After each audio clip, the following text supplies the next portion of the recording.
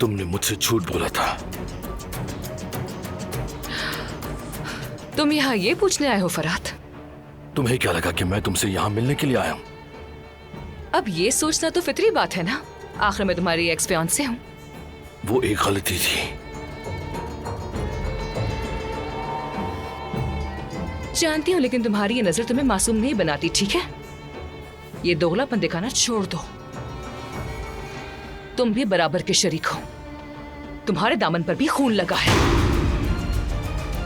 कौन खोल कर सुन लो, अपनी गंदगी मुझ पर डालने की कोशिश मत करो। इस कहानी की वाहिद बुरी किरदार मैं नहीं हूं।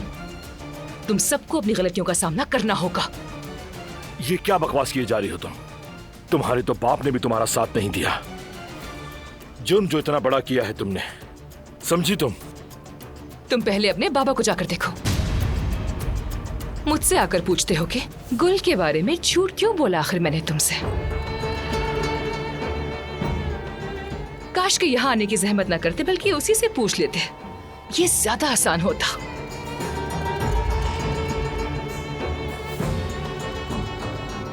उस गुल को हमने अपने जाल में कैसे फंसाया, ये जाके अपने बाबा से पूछना फरहाद।